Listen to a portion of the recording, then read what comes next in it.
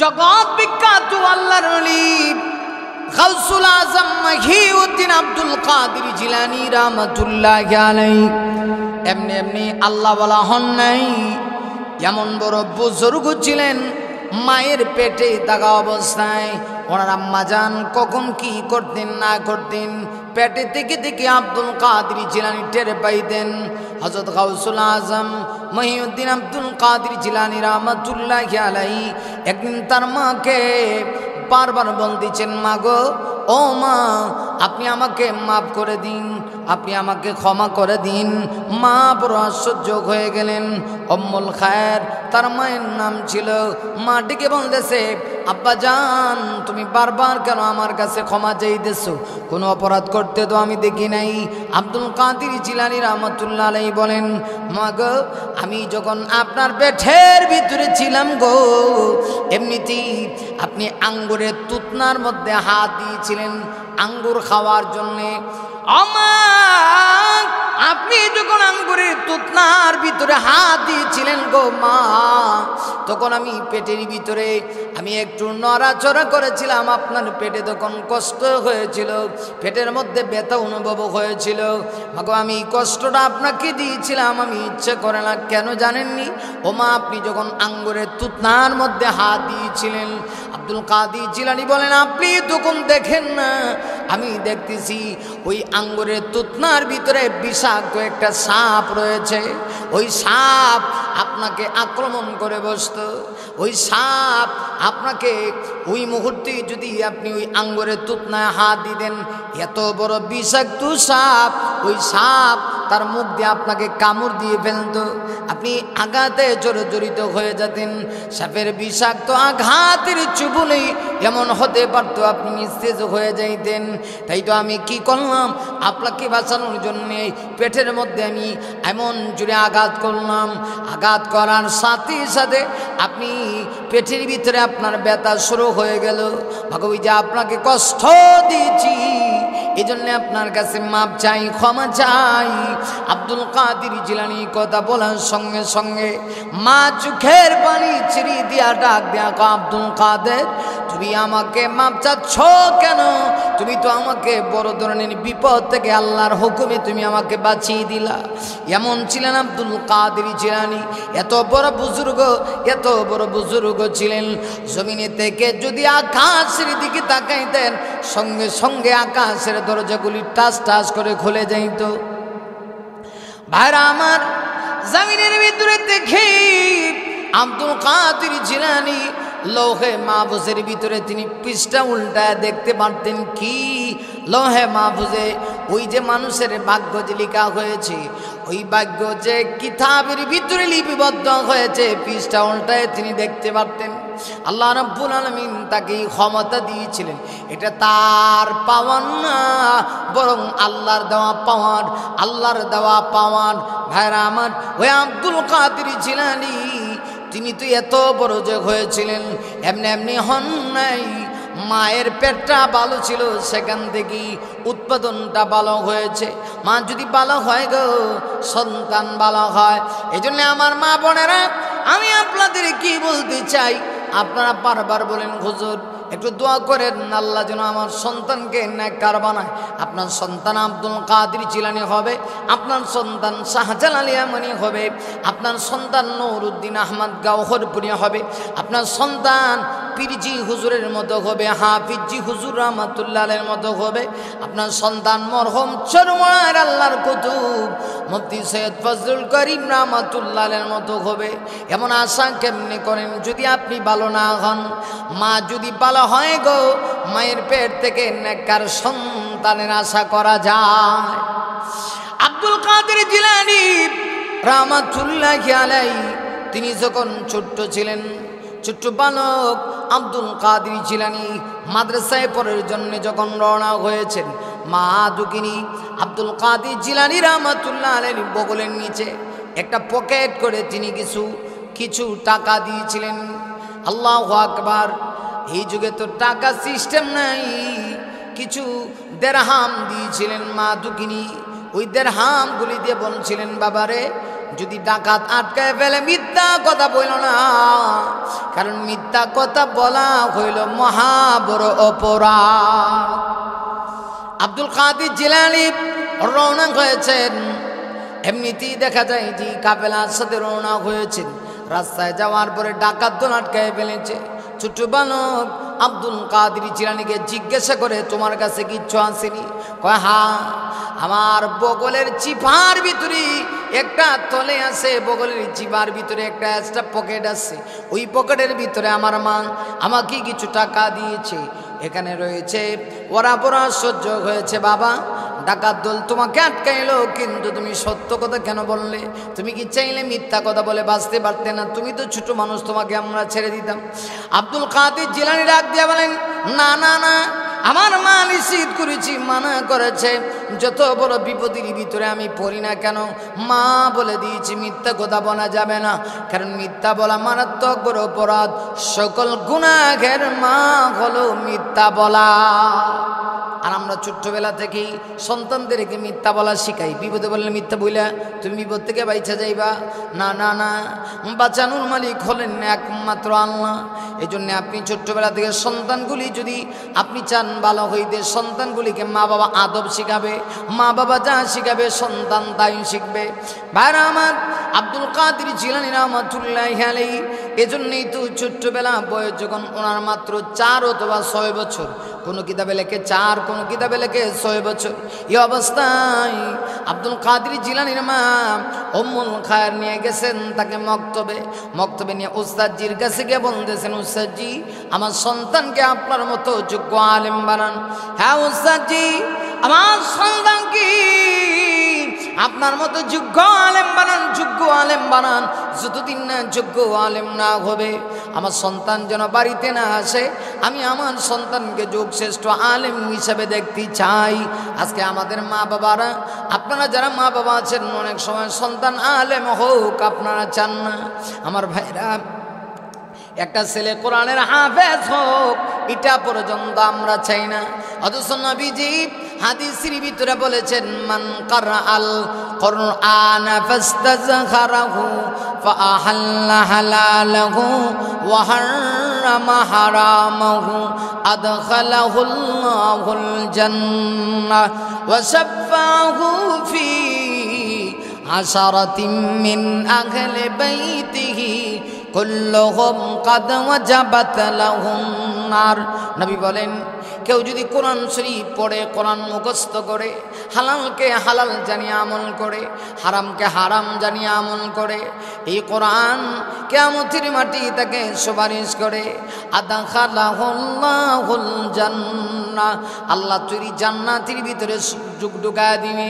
ভাইরা আমার, আল্লাহ নবী বিশ্ব নবী রাহমাতুল লিল আলামিন যখন মক্কা ছেড়ে মদিনায় চলে গেলেন, নবীজি মদিনায় যাওয়ার পরে আমার নবী হলেন মসজিদে নববীর ইমাম। আমার নবীজি মসজিদে নববীতে ইমামতি করেন। সাহাবীরা আল্লাহ নবীজির পিছনে পিছনে দাঁড়ায় নামাজ আদায় করে। আরে কপাল তাদের কত ভালো, যারা বিশ্ব নবীজির মুসল্লি হতে পেরেছে। ইমামটাও তো সাধারণ ইমাম না, এই পৃথিবীর শ্রেষ্ঠ ইমাম, যিনি ইমামতের আসনে সমাসীন হন, তিনি আল্লাহর পরে তার পাওয়ার, আল্লাহর পরে তার মর্যাদা, তিনি ইমাম। আর মুসল্লিরাও কিন্তু সাধারণ মুসল্লি না, নবীজির পরে উম্মতে মুহাম্মাদিন ভিতরে সবচেয়ে দামি মানুষ যারা, এরা হলো বিশ্ব নবীজির পিছনে মুসল্লি। আমার ভাইরা, আল্লাহ নবী বিশ্ব নবীজি মসজিদে নববীতে নামাজ শেষ করার পরে সাহাবায়ে কেরাম 3 বছর নীরবতা পালন করে নবীজির জন্য অপেক্ষমান থাকে। নবীজি নামাজ শেষ করে কখন জানি একটা হাদিস বর্ণনা করে, কখন জানি আল্লাহর নবী মণিমুক্তা খচিত কোনো কথা নবীজি সাহাবীদেরকে শোনায়। এই জন্য সাহাবীরা আল্লাহ নবীজির দরবার ছাড়তে রাজি না। কিন্তু একজন সাহাবীর নাম ছিল হযরতে আব্দুল্লাহ আনসারী রাদিয়াল্লাহু আনহু। ওই সাহাবী নবীজি যেই মুহূর্তে নামাজ শেষ করে সালাম ফিরান, আল্লাহ নবীজি যখন সালাম ফিরায় শেষ করেন, আসসালামু আলাইকুম ওয়া রাহমাতুল্লাহ, আসসালামু আলাইকুম ওয়া রাহমাতুল্লাহ, ঠিক সেই সময় ওই সাহাবী নামাজ শেষ করে একটা দৌড় মেরে বাড়িতে চলে যান। সাহাবায়ে কেরাম বড় আশ্চর্য, কি হয়েছে? ওই সাহাবীর অন্তরের ভিতরে কি মুনাফিকি ঢুকে গেছে কিনা? কারণ নামাজ শেষ করে সাহাবীরা কেউ তাড়াহুড়া করে না, পিল পতন নীরবতা পালন করে নবীর সামনে বসে থাকে। আর আব্দুল্লাহ আনসারী নামাজ শেষ হইতে দেরি হয়, একটা দৌড় মেরে বাড়িতে যাইতে দেরি হয় না। সাহাবীরা আল্লাহ নবীজির কাছে অভিযোগ দায়ের করেছি, নবী গো, আপনার সাহাবী আব্দুল্লাহ আনসারী নামাজটা শেষ করে একটা দৌড় মারে। আল্লাহ নবীজি সাহাবীদের সেই অভিযোগটা আমলে নিলেন। নবীজি নামাজ শেষ করে সাহাবীদের ভিতরে কয়েকজন উল্লেখযোগ্য সাহাবীকে আল্লাহ নবীজির সাথে নিয়ে আব্দুল্লাহর বাড়ির দিকে রওনা হয়ে গেলেন। নবীজি ডাকলেন, আবু বকর, আবু বকর, তুমি কোথায় আছো? চলো না আব্দুল্লাহর বাড়িতে যাই। নবীজি আবার ওমরকে ডাকলেন, ওমরে ফারুক রাদিয়াল্লাহু আনহুকে ডাকলেন, হযরত উসমান গনি রাদিয়াল্লাহু আনহুকে ডাকলেন। এইভাবে কয়েকজন সাহাবীকে ডেকে গো নবীজি ওই আব্দুল্লাহ আনসারীর বাড়ি দিকে রওনা হয়ে গেছে। যাইতে যাইতে যাইতে যাইতে আব্দুল্লাহ আনসারীর বাড়ির একদম কাছে নবীজি চলে গেলেন। আব্দুল্লাহ আনসারীর বাড়ির কাছে যাওয়ার পরে নবীজি সর্বপ্রথম আবু বকর সিদ্দিককে পাঠিয়ে দিলেন, আবু বকর যাও আমার আব্দুল্লাহর গড়ের সামনে গিয়ে দাঁড়ায়া আগে সালাম দাও। আব্দুল্লাহ আনসারী বাড়ির ভিতর থেকে যদি সালামের জবাব দেয় গো, তাহলে বলবা আমি নবী এসেছি, আব্দুল্লাহর সঙ্গে একটু কথা বলবো। হযরত আবু বকর সিদ্দিক বলেন, নবীজির অর্ডার পাইয়া আমি আব্দুল্লাহর বাড়ির আঙ্গিনার ভিতরে প্রবেশ করলাম। আব্দুল্লাহর গড়ের সামনে গিয়ে দেখি গড়ের ভিতরের দিক থেকে দরজা জানালা বন্ধ। হযরত আবু বকর বাহিরে দাঁড়ায় তিনি সালাম দিলেন, কারণ এইটাই হলো ইসলামের বিধান। আল্লাহ কোরআনের ভিতরে বলে দিয়েছেন, লা তাদখুলু বুয়ুতান গায়রা বুয়ুতিকুম হাত্তা তাস্তানিসু ওয়া তুসাল্লিমু আলা আহলিহা যালিকুম খায়রুল লাকুম লাআল্লাকুম তাযাক্কারুন।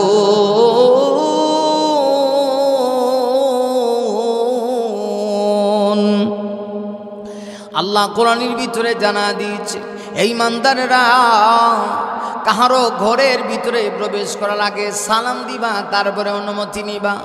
অনুমতি যতক্ষণ পর্যন্ত না আসবে গো, আল্লাহ জানা দিয়েছে ততক্ষণ পর্যন্ত এই ঘরের ভিতরে প্রবেশ করতে পারবা না। এটা আমার আল্লাহর বিধান। আল্লাহ নবী সাহাবী আবু বকর সিদ্দিক দাঁড়ায় দাঁড়ায় সালাম দেয়, ভিতর থেকে কোনো আওয়াজ আসে না।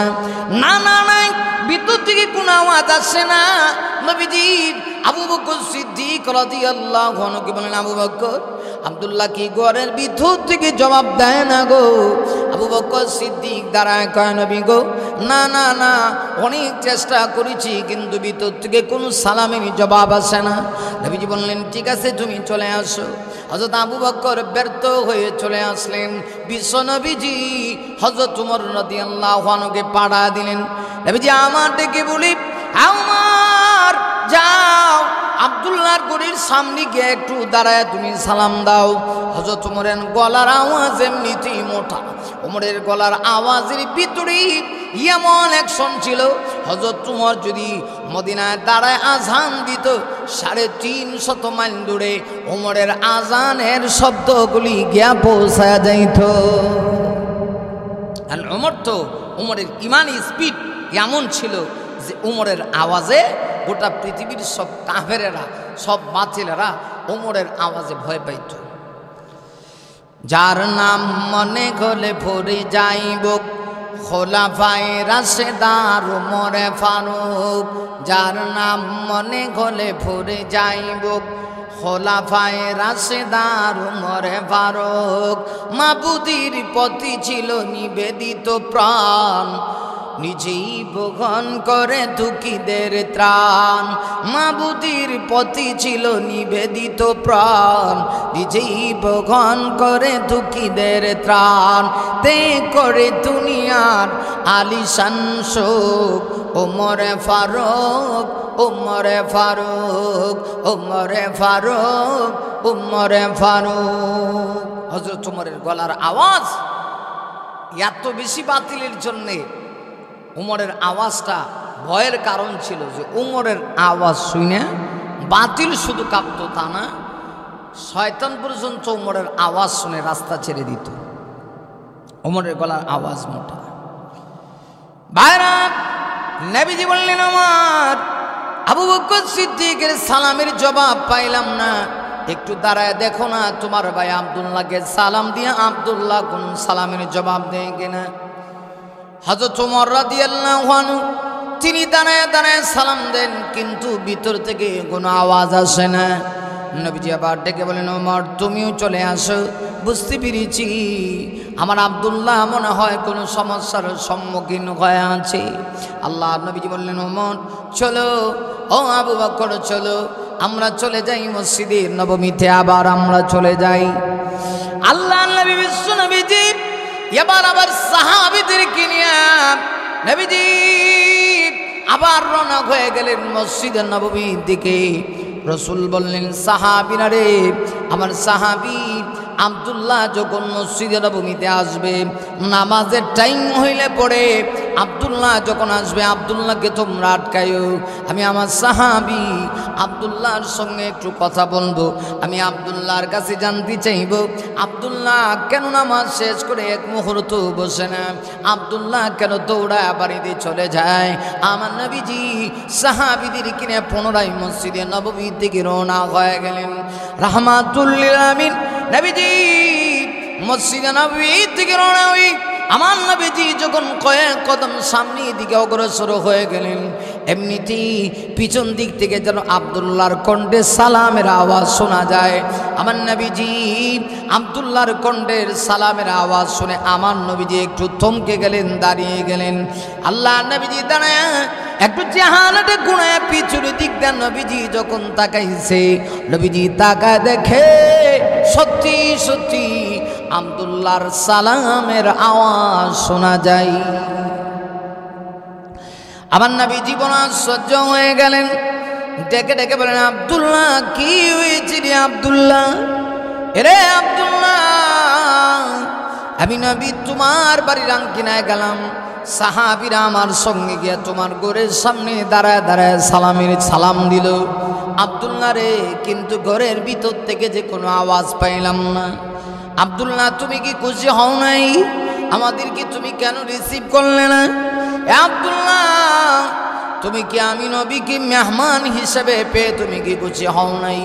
রাসূল যখন এই কথা বলেছেন, হযরত আব্দুল্লাহ চোখের পানি ছেড়ে দিয়া হাউমাউ করে কান্না শুরু করে দিয়েছে। আব্দুল্লাহ এত বেশি কান্না করে, কান্নার কারণে মনে হয় আব্দুল্লাহর বুক ফেটে যাবে। আব্দুল্লাহ কোনো কথা কয় না। নবীজি ডেকে ডেকে বলেন, আব্দুল্লাহ রে কি হয়েছে একটু বলো না, আমি তো রহমতের নবী, উম্মতের কোনো কষ্ট তো আমি নবী বরদাস্ত করতে পারি না, কারণ আল্লাহ রাব্বুল আলামিন আমাকে গোটা জগৎবাসীর জন্য রহমত হিসেবে আল্লাহ পাঠিয়েছে। আমার আল্লাহ এই মর্মে পবিত্র কোরআনের ভিতরে বলেন, ওয়ামা আরসালনাকা ইল্লা রাহমাতাল লিল আলামিন।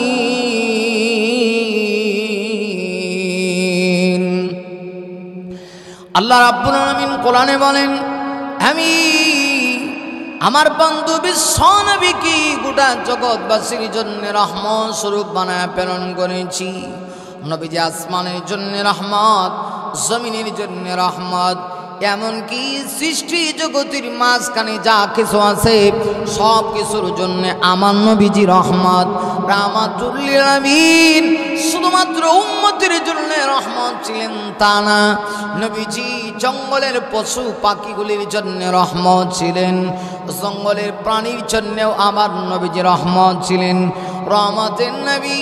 এই জন্য হাদিসের ভিতরে উল্লেখ করেছেন, ইরহামু মান ফিল আরদি ইয়ারহামুকুম মা বাইনাস সামাই ওয়াল আরদ। আল্লাহর নবী বলেন, তোমরা জমিনওয়ালার প্রতি রহম করো, আসমানওয়ালা তোমাদের প্রতি রহম করম করবে, দয়া করবে। ভাইরা লক্ষ্য করে দেখুন, আল্লাহ নবী বিশ্ব নবী রাহমাতুল লিল আলামিন এবার ওই সাহাবী আব্দুল্লাহকে নবীজি ডেকে ডেকে বলেন, আব্দুল্লাহ রে কি হয়েছে আমাকে তুমি একটু বুঝিয়ে বলো। হ্যাঁ আব্দুল্লাহ, কেনই ভাবি তুমি কান্না করতেছো, কেনই বা তুমি দরজা খুলে দিলে না, তোমার কি সমস্যা? আব্দুল্লাহ ডাক দিয়া কয়, নবী গো, আপনি আমাকে বারবার বলতেছেন তাই আমি বলতে বাধ্য হয়েছি। আর না হয় আমি যদি আমার ঘটনা আপনাকে খুলে বলি আপনি চোখের পানি ধরে রাখতে পারবেন না। রাসূলুল্লাহ বলেন, আব্দুল্লাহ কি হয়েছে? আমি মায়ার নবী রহমতের নবীকে বলো। হযরত আব্দুল্লাহ ডাক দিয়া কয়, নবী গো, আপনি তো জানেন ইসলাম ধর্ম গ্রহণের পূর্বে আমি আব্দুল্লাহর সম্পদের কোনো অভাব ছিল না, কারণ আমার বাবা এত টাকাওয়ালা, এত পয়সাওয়ালা। আমি সকাল বিকাল কাপড় পরিবর্তন করতাম, আমি সকালবেলা কাপড় পরিবর্তন করে গায়ের মধ্যে পরিধান করতাম। আমি আব্দুল্লাহ সকালে যে কাপড়টা লাগাইতাম বিকালবেলা আমার গায়ের ভিতরে ওই কাপড়টা থাকতো না। আল্লাহ নবী আব্দুল্লাহকে ডেকে বলেন, আব্দুল্লাহ কি হয়েছে? এখন ইসলাম ধর্ম গ্রহণ করার কারণে তোমার কি হয়েছে? আব্দুল্লাহ ডাক দেয়া কয়, নবী গো, ইসলাম ধর্ম গ্রহণ করার পরই আমি এত গরিব হয়ে গিয়েছি, কারণ আমার বাবা ইসলাম ধর্ম গ্রহণ করার অপরাধে আমাকে মিরাজ থেকে, বাবার সম্পদ থেকে, উত্তরাধিকারী সম্পদ থেকে আমার বাবা আমাকে বঞ্চিত করেছে। এতে আমি কোনো কষ্ট পাই নাই। ও নবীজি, আমার গায়ের ভিতরে এক জোড়া কাপড় ছিল, সর্বশেষ এই কাপড়টা আমার চাচা আমাকে দিয়েছিল। বাবা তো তার সব কিছু নিয়ে গেছি, চাচা পর্যন্ত আমার উপর রেগে ক্ষিপ্ত হইয়া আমার দেহের ভিতরে যে কাপড়গুলি ছিল ওই কাপড়গুলি পর্যন্ত চাচা আমার কাছ থেকে খুলে নিয়ে গেছে। নবী গো, আমি সম্পদ হারাইলাম, আমি টাকা পয়সা হারাইলাম, এমনকি আমার যে দেহে কাপড় ছিল কাপড়টা পর্যন্ত হারাইলাম। কিন্তু আমি ইসলাম চারি নাই, আমি কোরআন চারি নাই, আমি নবীর মহব্বত চারি নাই। নবী গো, আমি সব কিছু হারাইছি, এতে কোনো কষ্ট পাই নাই। শুধু কষ্ট পেয়েছি তখন যখন আমার চাচা আমার দেহ থেকে কাপড়গুলি খুলে নিয়ে গেছে। ইয়া রাসূলুল্লাহ, আমি আর কি করব? নবীজি, আমি তো শেষ পর্যন্ত বড় বেশি কষ্ট পেয়েছি, সব কিছু থেকে আমি বঞ্চিত হয়েছি, আমি এত গরিব হয়ে গিয়েছি, অভাবের তাড়নায় আমি যে 3 বেলা আমার পরিবারের জন্য খাবার জোগাবো এই পরিমাণ সুযোগটা পর্যন্ত আমার নাই। ইয়া রাসূলুল্লাহ, নবী গো, এজন্যই আমি আর আমার স্ত্রী জি ভালো করে কাপড় দিয়ে লজ্জাস্থান ঢাকবো এই পরিমাণ সুযোগ হয় না। নবী গো, সাহাবীরা আপনার কাছে অভিযোগ বের করেছে, আমি নামাজে যাই, নামাজে যাওয়ার পরে নামাজ শেষ হয়ে গেলে পরে দৌড়ায় চলে আসি। অভিযোগ সত্য, কিন্তু কেন জানেননি নবী গো, আমার তো লজ্জাস্থান ঢাকার মতো কোনো কাপড় নাই, শুধু এক টুকরা কাপড় আছে। ওই এক টুকরা কাপড় দিয়া আমরা স্বামী আর স্ত্রী দুইজনে মিলে লজ্জাস্থানটা ডেকে কোনো রকম নামাজ আদায় করি। একসঙ্গে তুই এক টুকরা কাপড়ও পরা যায় না, এই জন্য আমরা বন্টন করে নিয়েছি। নামাজের টাইম আসলে পড়ে মসজিদে নববীতে যখন আজান হয় আমি আপনার পিছনে নামাজ পড়ার জন্য চলে যাই। ঠিক সেই মুহূর্তে আমার স্ত্রীকে আমার ঘরের ভিতরে একটা গর্ত খুঁজে রেখেছি, ওই গর্তের ভিতরে আমার স্ত্রীকে আমি একটু খাইয়া নবী গো গর্তের ভিতরে আমি আমার ইচ্ছেকে ঢুকাইয়া আমি আপনার পিছনে নামাজ আদায় করার জন্য মসজিদে নববীতে চলে যাই। ইয়া রাসূলুল্লাহ, আমি যখন আপনার পিছনে নামাজ আদায় করার জন্য মসজিদে নববীতে চলে যাই, তখন আমার স্ত্রী আমাকে ডেকে ডেকে বলে, প্রাণের স্বামী গো, আপনি একা একা নামাজ পড়ে জান্নাতি হয়ে যাবেন, আমি কি নামাজ পড়বো না? আমি কি জাহান্নাম থেকে মুক্তি পাবো না? তখন আমি আমার স্ত্রীকে সান্ত্বনা দিয়া বলি, একটু সময় গর্তে ঢুকে অপেক্ষা করো, আমি নবীজির পিছনে নামাজ আদায় করে দৌড়ায় চলে আসবো, এসে আমি এক টুকরা কাপড় তোমাকে দিব, আর আমি গর্তের ভিতরে ঢুকে যাব, তুমি তখন নামাজ আদায় করবে। ইয়া রাসূলুল্লাহ, এই নিয়ম অনুসারে আমি নামাজের টাইম আসলে পড়ি আমার স্ত্রীকে গর্তের ভিতরে ঢুকাইয়া আমি মসজিদে নববীতে চলে যাই আপনার পিছনে নামাজ আদায় করার জন্যে। নবী গো আপনার পিছনে নামাজ আদায় করে, এজন্যই তো নামাজ শেষ করে এক মুহূর্ত আমি বসতে পারি না। সাহাবীরা অভিযোগ করেছি বিদায়, এই কারণেই তো সাহাবীরা অভিযোগ দিয়েছে, কিন্তু তারা তো আমার অবস্থা জানে না। আল্লাহ নবীজি মুহূর্তে এই কথা শুনেছেন, সাহাবী আব্দুল্লাহকে নবীজি দুই হাত প্রশস্ত করে দিয়ে নবীজি তাকে বুকে জড়ায় নিয়েছেন। নবীজি বুকে জড়ায় নিয়ে চোখের পানি ছেড়ে দিয়ে হাউমাউ করে কান্না করতে শুরু করলেন। রহমতের নবী চোখের পানি ছেড়ে দিয়ে ডেকে বলেন, আরে আব্দুল্লাহ, হ্যাঁ আব্দুল্লাহ আয়, আজকে মনে হয় আমি যে তায়েফের ময়দানে নামাজ প্রতিষ্ঠা দাওয়াত দিতে গিয়া আমি যে রক্ত জড়িয়েছিলাম, মনে হয় আমার রব আমার আল্লাহ রক্তকে কবুল করে নিয়েছে। আল্লাহ নবী ডাক দিয়ে বলেন, আমি নবী দিনে দাওয়াত দিতে গিয়া মক্কাবাসীর কত নির্যাতনের শিকার হয়েছি, মক্কার কাফেররা আমাকে এত কষ্ট দিয়েছে, তাইফের মানুষের অমানবিক আচরণের কারণে সর্বশেষে আমি মক্কায় থাকতে পারি নাই।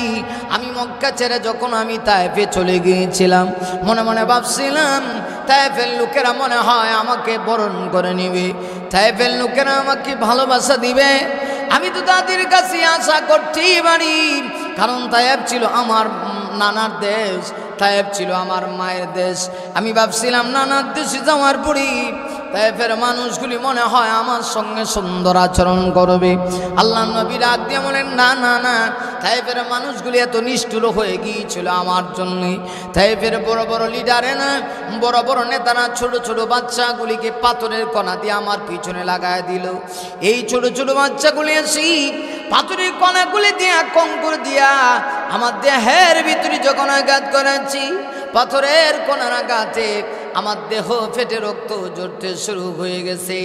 অবস্থা এমন হয়েছে আমার দেহ থেকে যখন রক্তের ফোঁটা ঝরে ঝরে পড়ে, রাসূলের সঙ্গে সফর সঙ্গী ছিলেন আল্লাহ নবী বিশ্ব নবীজির পালক পুত্র হযরতে যায়েদ ইবনে হারিসা রাদিয়াল্লাহু আনহু। হযরতে যায়েদ এই দৃশ্য দেখে পর্যন্ত চোখের পানি ধরে রাখতে পারেন না। হযরত যায়েদ রাদিয়াল্লাহু আনহু নবীকে ডেকে বলেন, নবী গো, নবীজি আপনার দেহ দেখি রক্ত ঝরে, কিন্তু রক্ত যে আপনি আপনার চেহারার মধ্যে বারবার লাগিয়ে দেন, রক্ত আপনার চেহারায় মাখান, কিন্তু রক্ত যে আপনি জমিনে পড়তে দেন না। ইয়া রাসূলুল্লাহ কি হয়েছে? নবীজি যায়েদকে চোখের পানি ছেড়ে দিয়ে জবাব দিয়া বলেন, এর যায়েদ শোনো, এই রক্ত যদি জমিনের মধ্যে পড়ে যায়, না জানি আল্লাহ কতটুকু গজব নাযিল করে আমার উম্মতের উপরে, আল্লাহ উম্মতের উপরে নারাজ হয়ে যাবে, এজন্য আমি জমিনের মধ্যে রক্ত পড়তে দেই না। রাহমাতুল লিল আলামিন ডেকে ডেকে বলেন, যায়েদ রে, রক্ত সাবধান যেন জমিনে না পড়ে, কারণ রক্ত জমিনে পড়লে আমার আল্লাহ নারাজ হয়ে যেতে পারে। আমার নবীজি বলছেন, যায়েদ, রক্ত যদি জমিনে পড়ে যায়, রক্ত জমিনে পড়লে আল্লাহ নারাজ হইয়া আমার উম্মতের উপরে গজব ঢেলে দিতে পারে, এই জন্য রক্ত যেন জমিনে না পড়ে। নবীজি আব্দুল্লাহ আল আনসারি কথা শুনে আমার নবীজি রাহমাতুল লিল আলামিন তাকে বুকে জড়িয়ে ধরে ওই তায়েফের সেই স্মৃতিচারণ তার সামনে উপস্থাপন করছেন, আর ডেকে বলছেন, আব্দুল্লাহ রে, মনে হয় আমি যে তায়েফে রক্ত দিয়েছিলাম, এই রক্তটা আমার আল্লাহর কাছে কবুল হয়ে গিয়েছে। না হয় এই নামাজের ব্যাপারে তুমি এত গুরুত্ব দিচ্ছ। আল্লাহর রসুল খুশি হয়ে গেলেন, আব্দুল্লাহ আল আনসারীকে নবীজি মসজিদে নববীতে নিয়ে গেলেন। ভাইরা আমার, আল্লাহ নবীজি আব্দুল্লাহ আনসারীকে মসজিদে নববীর মধ্যে নিয়ে গেলেন। মসজিদে নববীর মধ্যে নিয়ে সাহাবীদের সামনে আল্লাহর নবীজি ঘটনা খুলে বললেন। নবীজি যেই মুহূর্তে ঘটনা খুলে বলেছেন গো, অবশ্যই সাহাবীদের ভিতরে একটা কান্নার নুন পড়ে গেছে। সাহাবীরা চোখের পানি ছেড়ে দিয়ে কান্না শুরু করছে। নবীজির সাহাবীরা হাউমাউ করে কেঁদে দিয়া বলতেছে, ইয়া রাসূলুল্লাহ, ইয়া হাবিবাল্লাহ, নবী গো, ওগো নবীজি, তাইলে আমরা আব্দুল্লাহর ব্যাপারে কি ধারণা করেছি আর কি হয়েছে? এজন্যে ভাইরা আমার, একজন মানুষের পিছনে অগোচরে খারাপ ধারণা করার ইসলাম বিধান দেয় নেই। আব্দুল্লাহ আনসারী ঘটনা শুনে সাহাবীরা চোখের পানি ছেড়ে দিয়ে কান্না শুরু করছে। রাসূলুল্লাহ বলেন, সাহাবীরা তোমরাও যদি কান্না করো তাহলে আমি নবী কেমনে বরদাস্ত করব? সাহাবীরা ডাক দেয়া কয়, নবী গো, আপনার সাহাবী আব্দুল্লাহকে একটু বলুন, আব্দুল্লাহ যেন আমাদেরকে মাফ করে দে, আব্দুল্লাহ যেন আমাদের ব্যাপারে কষ্ট না নেয়। নবীজি উপস্থিত আব্দুল্লাহকে সকল সাহাবীদের সামনে ডেকে ডেকে বলেন, আব্দুল্লাহ, আমার সাহাবীরা তোমার কাছে ক্ষমা চাচ্ছে, আব্দুল্লাহ তুমি আমার সাহাবীকে ক্ষমা করে দাও। হযরত আব্দুল্লাহ আনসারী সাথে সাথে উপস্থিত সাহাবীদের সামনে ঘোষণা করে দিলেন, ইয়া রাসূলুল্লাহ, নবী গো, সাহাবীদের তো কোনো দোষ নাই, সাহাবীদের তো কোনো দোষ নাই। ভাইরা আমার, দেখেন একজন সাহাবীর মন কেমন উদার, একজন সাহাবীর মনটা কেমন পরিষ্কার।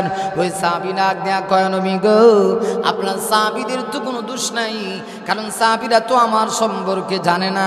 স্বাভাবিক তো এই যে কেউ এরকম ধারণা করতে পারে, কারণ আমি নামাজ শেষ করে এক মুহূর্তের জন্য বসি না। আল্লাহর নবীজি সাহাবীদেরকে আনন্দের সংবাদটা জানায় দিলেন, সাহাবীরা তোমার ভাই আব্দুল্লাহ তোমাদেরকে মাফ করে দিয়েছি, তোমাদের ব্যাপারে তার অন্তরে কোনো কষ্ট নাই।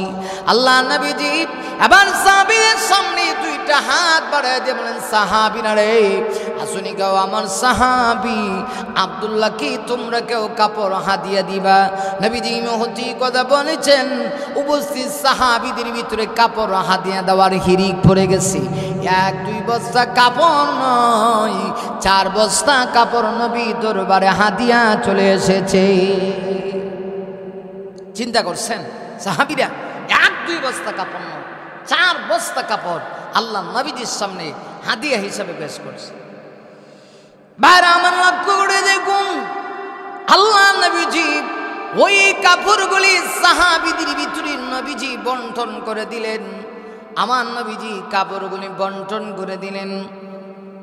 নবীজি কাপড়গুলি পেয়ে, 4 বস্তা কাপড় পেয়ে নবীজি আব্দুল্লাহকে ওই কাপড়গুলি দিলেন। বললেন, আব্দুল্লাহ নাও, এই কাপড়গুলি তুমি নিয়ে নাও। রাহমাতুল্লিল আলামিন 4 বস্তা কাপড় আব্দুল্লাহকে দিয়া দিলেন। আব্দুল্লাহ, এইগুলি তুমি নিজে পরবা, পরিবারকে দিবা, আমার সাহাবীরা তোমাকে খুশি হয়ে হাদিয়া করেছে। আব্দুল্লাহ বড় বেশি খুশি হয়ে গেছে গো।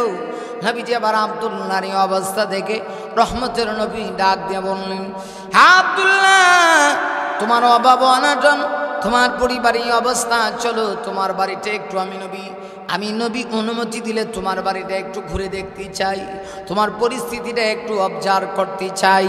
আল্লাহর নবীজি আব্দুল্লাহর বাড়িতে চলে গেলেন। রহমতের নবী গিয়া দেখেন আব্দুল্লাহর বাড়ির আঙ্গিনার ভিতরে 2টা খেজুরের গাছ দেখা যায়।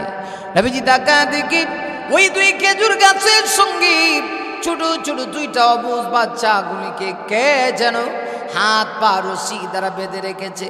অবুঝ বাচ্চাগুলি হাউমাউ করে কান্না করতেছে। নবীজি বড় আশ্চর্য হয়ে গেলেন।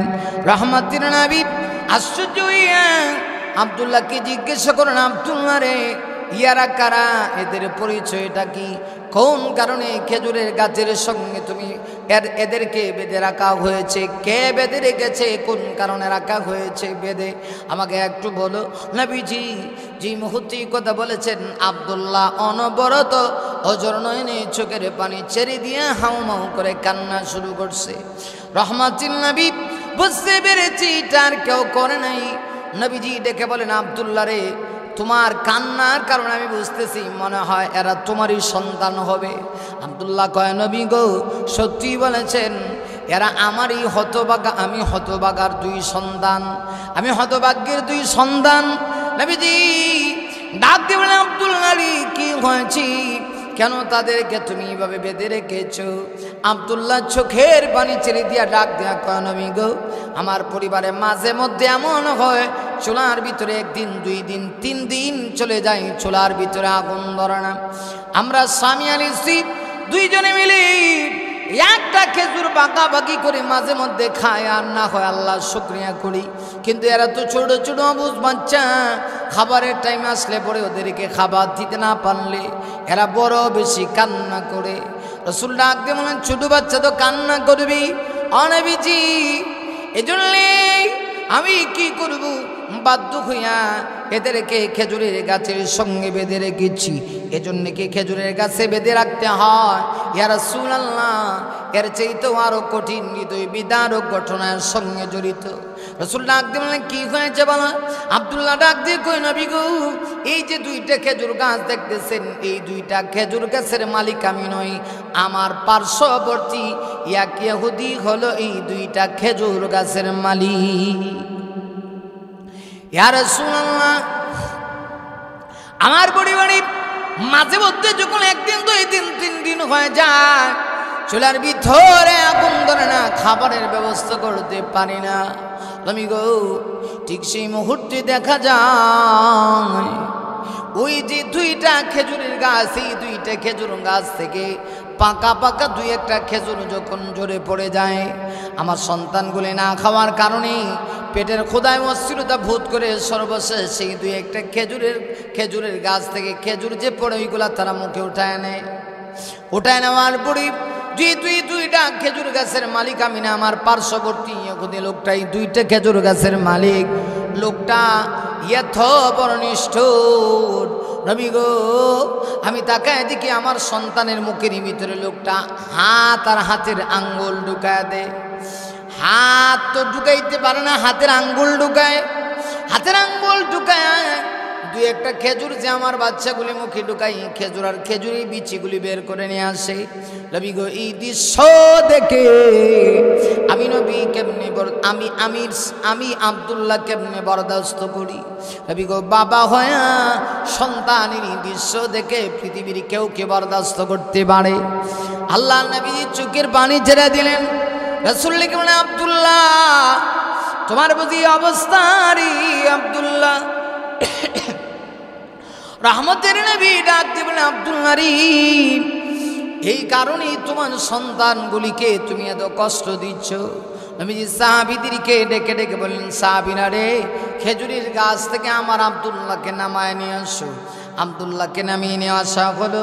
আমার প্রাণের ভাইরা, আল্লাহর রাসূল ডাক দিয়ে বলেন, খেজুরের গাছ থেকে আমার আব্দুল্লাহ 2 সন্তানকে তোমরা নামায় নিয়ে আসো। নামায় নিয়ে আসলেন। আনার পরে নবীজি অবশ্যই সাহাবীদের ভিতরে ঘোষণা করে দিলেন, আমার সাহাবীরা রে, তোমাদের ভিতরে এমন কি কেউ আছো আমার এই গরিব সাহাবী আব্দুল্লাহর 2 সন্তানকে এই 2টা খেজুরের গাছ ইহুদির গাছ থেকে কিনে এনে মালিক বানায় দিবা? যদি মালিক বানায় দিতে পারো, আমি নবী গ্যারান্টি দিলাম, কিয়ামতের মাটি তোমাকে জান্নাতে নিয়ে যাওয়ার গ্র্যান্ডেড অভিভাবক, জিম্মাদার আমি নবী হয়ে যাব। রাসূল বললেন, এমন কি কেউ আছো তোমাদের ভিতরে আমার এই গরিব সাহাবী আব্দুল্লাহর এই 2 সন্তানকে 2টা খেজুর গাছ কিনে মালিক বানায় দিবা? যদি মালিক বানায় দিতে পারো, ময়দানে মাহশরে তোমাদেরকে জান্নাতে নিয়ে যাওয়ার জিম্মাদার অভিভাবক আমি নবী হয়ে যাব।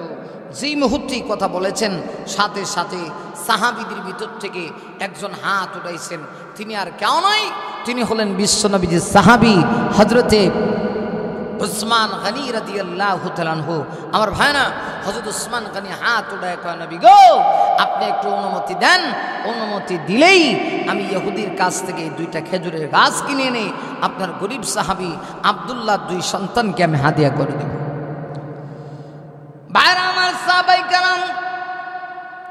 কিভাবে নবীকে ভালোবাসতেন, কেমন ভাবে নবীকে মহাব্বত করতেন। লক্ষ্য করে দেখুন, আল্লাহর নবীজি যে মুহূর্তে কথা বলেছেন, হযরত ওসমান গনি কয় রাসূল গো, আমাকে একটু সুযোগ করে দেন, আমাকে অনুমতি দেন, আমি দৌড়ায় যেতে চাই। এই গরিব আব্দুল্লাহ আনসারী দুই সন্তানকে দুইটা খেজুর গাছ কিনে এনে মালিক বানায় দিতে চাই। আল্লাহ নবীজি ডেকে বললেন, ঠিক আছে উসমান, তুমি যাও। বিশ্ব নবীজির সাহাবী হযরত উসমান গনি রাদিয়াল্লাহু তাআলা আনহু দৌড়ায় গেলেন ওই ইহুদি ব্যক্তির কাছে। ইহুদি লোকটা বড় স্বার্থলোভী ছিল, ইহুদি লোকটা বড় লোভী ছিল, বড় লোভী ছিল। ইহুদি লোকটা গিয়া ডাক দিয়া কয়, ইহুদি লোকটা বড় লোভী ছিল। হযরত উসমান গনি ইহুদি লোকটার কাছে গিয়া ডাক দিয়া বলতেছেন, হাই ইহুদি, এই দুইটা খেজুর গাছ কি তুমি বিক্রি করবা? তোমার পার্শ্ববর্তী যে বাড়ি মুসলমান বাইরের সীমানায় যে দুইটা খেজুর গাছ পড়েছে, ইহুদি রে, এই দুইটা খেজুর গাছ কি তুমি বিক্রি করবা? ইহুদি ডাক দিয়া কয়, হ্যাঁ বিক্রি করব, যদি লাভ হয় তাহলে আমি বিক্রি করে দিব। কি লাভ চাও? কয় একটা খেজুর গাছের বদলা 70টা, দুইটার বদলা 140টা দিতে হবে। ভাইরা আমার, ঠিক সেই সময় আল্লাহ নবীজি বিশ্ব নবী রাহমাতুল লিল আলামিন সাহাবী হযরত ওসমান গনি তাকে নিয়ে গেলেন তার একটা খেজুরের বাগানে, যেখানে হাজার হাজার খেজুরের গাছ রয়েছে। নতুন নতুন গাছ কিছু হচ্ছে, আরও অনেক খেজুরের গাছ আছে যেগুলা পরিপূর্ণভাবে গাছের মধ্যে খেজুর ধরেছে। ওসমান গনি রাদিয়াল্লাহু তাআলা আনহু তার বাগানে নিয়ে বললেন, ঠিক আছে, 140টা খেজুর গাছ তুমি নিয়ে যাও, আর আজকে থেকেই দুইটা খেজুর গাছের মালিক আমিও হয়ে গেলাম। ওসমান গনি খুশি হইয়া এই দুইটা খেজুর গাছ আল্লাহর নবী বিশ্ব নবীর সামনে হাজির করলেন। রাসূল খুশি হইয়া ওসমান গনিকে ডেকে ডেকে বললেন, ওসমান রে, এই পৃথিবীতে এমন অনেক মানুষ আছে যারা সম্পদ পায় জাহান্নাম কিনে, আর কিছু মানুষ এমন আছে যারা সম্পদ পেয়ে আল্লাহ তৈরি জান্নাত কিনে, যারা সম্পদ দিয়ে আল্লাহ তৈরি জান্নাত কিনেছে। ওরে ওসমান, তুমি হইলা তাদের মধ্যে একজন। ওসমান গনি রে, তুমি তো সম্পদ পেয়ে আল্লাহ তৈরি জান্নাত কিনে ফেলেছ। আল্লাহর রাসূল খুশি হয়ে গেলেন, নবীজি খুশি হইয়া হযরত আব্দুল্লাহ কে রাখলেন, আর ডেকে বললেন, আব্দুল্লাহ রে, আজকে থেকে তোমার আর কোন টেনশন নেই। তোমার ভাই আমার সাহাবী হযরত ওসমান গনি, একদিকে নবী সাহাবী, অন্যদিকে দুইটা মেয়েকে রাসূল তার কাছে বিবাহ দিয়েছেন। রাসূল ডেকে বলেন, আমার জামাতা ওসমান গনি তোমাকে দুইটা খেজুর গাছ হাদিয়া দিয়েছে, এইগুলার মালিক আজকে থেকে তুমি আর তোমার সন্তান। এই খেজুর গাছই বরকত হবে, এত বেশি বরকত তুমি কল্পনা করতে পারবে না। রাসূল ওই দুই খেজুর গাছের সঙ্গে মোবারক দুইটা হাত লাগায় নবীজি খেজুর গাছকে ডেকে ডেকে বললেন, খেজুর গাছ রে, আজকে থেকে তুই এত পরিমাণ খেজুর দিবি। আমি নবী ঘোষণা দিলাম, সেই পরিমাণ খেজুর হওয়ার পরে আমার আব্দুল্লাহর পরিবারে আর কোনো অভাব অনটন থাকবে না। আমার আব্দুল্লাহ একদিন বিশাল সম্পদের মালিক হয়ে যাবে। রাসূল দোয়া করে দিলেন, আল্লাহর কাছে কবুল হয়ে গেছে। খেজুরের গাছে নবীজি দুই হাত ধরে ডেকে ডেকে যখন খেজুরের কাছে আল্লাহর রাসূল অর্ডার দিয়ে দিলেন, এত পরিমাণ খেজুর ধরতে শুরু করছে। রাওয়াতির ভিতরে আসে এই খেজুর গাছ বিক্রি করে হযরত আব্দুল্লাহ নিজে চলছেন, তার সন্তানগুলিকে খেজুর গাছ বিক্রি করে চালাইছেন। একটা দিন দেখে গেছে এমন হয়েছে, আব্দুল্লাহ এখন আর আগের মতো গরিব নয়, আব্দুল্লাহ বিশাল সম্পদের মালিক হয়ে গেছে, যাকাত দেওয়ার অবস্থা সৃষ্টি হয়ে গেছে। এমনকি আব্দুল্লাহর নসল যারা, পরবর্তী বংশ প্রজন্ম যারা, এরাও রাসূল বলেছেন যে এরা এই খেজুর গাছে এত পরিমাণ খেজুর ধরবে, খেজুর বিক্রি করে করে ওরা চলবে, এরপরও খেজুরের বরকত শেষ হবে না। ভাইরা আমার, এই ছিলেন সাহাবায়ে কেরাম, নামাজের ব্যাপারে তারা গুরুত্ব দিয়েছেন। তাই আল্লাহ কোরআনের ভিতরে বলেছেন, নামাজের যারা গুরুত্ব দিবি, আল্লাহ রাব্বুল আলামিন পবিত্র কোরআনের ভিতরে বলে দিয়েছেন, আল্লাহ তাদের নিজিকের অবাধ্যন করে দিবে। ওয়া আমর আহলাকা বিসসালাতি ওয়াসতাবির আলাইহা লা নাসআলুকা রিজকা নাহনু নারযুকুকা ওয়াল আকিবাতু লিত্তাকওয়া। আল্লাহ রাব্বুল আলামিন ডাক দিয়ে বলেন, নবী গো আপনি আদেশ করুন আপনার আহালকে, আপনার পরিবারকে বিসসালাতি নামাজের জন্য আদেশ করুন।